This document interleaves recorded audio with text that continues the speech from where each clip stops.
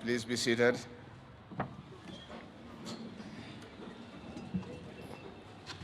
The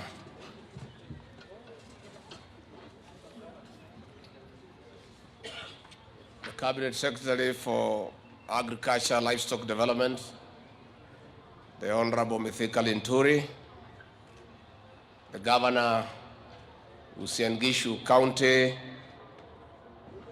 Mheshimiwa Jonathan B, aka Koti Moja, the Principal Secretary is present, members of Parliament and the Senate, the ASK National Chairperson, Annabel Kirinya, national and county government officials, the Chairperson of Eldoret ASK Show, distinguished guests, farmers, exhibitors, ladies and gentlemen. It is my pleasure to open this year's National Agricultural Society of Kenya Show in Eldoret on the theme promoting climate-smart agriculture and trade initiatives for sustainable economic growth. We hold this trade fair on this theme when the impact of climate change is threatening the existence of Kenyans and humanity globally. Today, we are deep into the 5th straight failed rain season and one of the longest dry spells in 40 years of our history. More than 5.2 million Kenyans are facing starvation, while thousands of others are on the red alert. Hundreds of livestock and wild animals are on the brink of perishing. Climate change is indeed erasing our hopes of a rebounding economy after the vagaries of COVID-19. While in 2021, agriculture contributed 22.4% to our GDP, the situation may worsen if we do not act and act quickly. Ladies and gentlemen, farmers and exhibitors, we are in famine because of low agricultural productivity. This has reduced food security in spite of the rising demand. For instance, maize production stood at 35.1 million 90 kg bags against a demand of 52 million bags in the year 2022. Beans production was 6 million 90 kilograms bags against a consumption of 7.2 million bags, while we harvested 3.3 million 90 kg bags against a demand of 24 million bags. Rice production was 1.4 million 90 kg bags against a consumption of 12 million bags. To cover the deficit, we imported 10 million 90 kg bags of maize, 20 million 90 kg bags of wheat, 10 million 90 kg bags of rice, and 1 million 90 kg bags of beans. This means spending foreign exchange on commodities we can produce to a surplus. In a similar trajectory, production in our leading exchange earners, tea and coffee, declined in the year 2021 as compared to 2020 by 5.6% and 6% respectively. Ladies and gentlemen, farmers and exhibitors, the Kenya Kwanza administration under President William Ruto has identified high cost of farm inputs, especially fertilizer and animal feeds, as leading causes of low production. Most of our farmers did not apply the required amounts of fertilizer because a 50 kg bag was costing 7,500. Besides failed rains, limited integration of modern farming technologies and innovations, alongside uncertified planting materials have also been identified. Cognizant of the impact of agriculture on our economy, the government has prioritized the sector as one of the pillars of socio-economic transformation. Our administration has subsidized fertilizer. It is availing 7.8 million 50 kg bags to farmers through the e-voucher system ahead of the long lanes at an affordable rate of 3,500 Kenya shillings.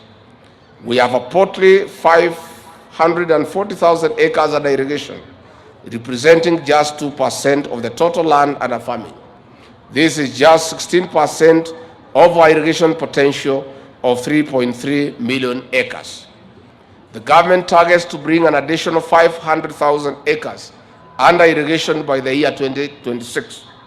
This initiative will progressively save the country 87.5 billion worth of food imports and create 3 million jobs, among other benefits.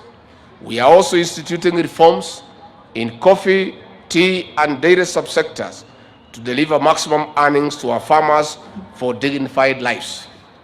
Ladies and gentlemen, farmers and exhibitors. Further, the government launched the private sector-led agricultural mechanization initiative that aims at facilitating access to machinery services, aggregation of produce through industrial parks in every county, market linkages, farm inputs, financial services, among others. In partnership with other stakeholders, we have successfully operationalized 2 pilot agricultural mechanization hubs in Mwea and Bunyala in Kirinyaga and Busia counties, respectively, for rice value chain.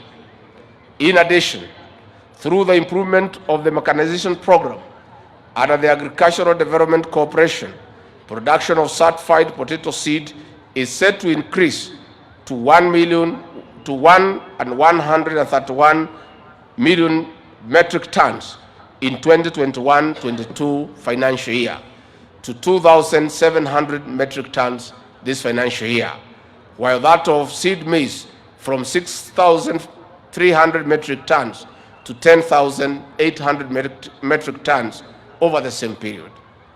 Ladies and gentlemen, farmers and exhibitors, while these are measures being put in place by the government to counter the adverse effect of climate change and boost our food security, farmers have a central role in saving our nation. That is why the theme of this trade fair resonated well with our current situation. This trade fair, therefore, is a platform of knowledge and experience sharing in growing our agricultural produce through smart and sustainable solutions. Climate smart agriculture is one of them. In climate smart agriculture, we are called upon to integrate crop and animal production into environmental management practices in a balanced and complementary manner. We must invest in technology to receive and understand weather and seasons better and in real time. As we also strive to reduce our carbon emissions, we cannot be left behind in integrating the growing of 15 billion trees by the year 2032 into our practices like tea and coffee to increase our forest cover. Ladies and gentlemen, in conclusion, I commend the Agricultural Society of Kenya, Ministry of Agriculture and Livestock Development, the county government of Uasin Gishu, farmers, exhibitors, and all other stakeholders who contributed towards making this show a success. To this end, it is now my pleasure to declare the 2023 ASK Eldoret National Show officially open. Thank you all. God bless you and God bless Kenya.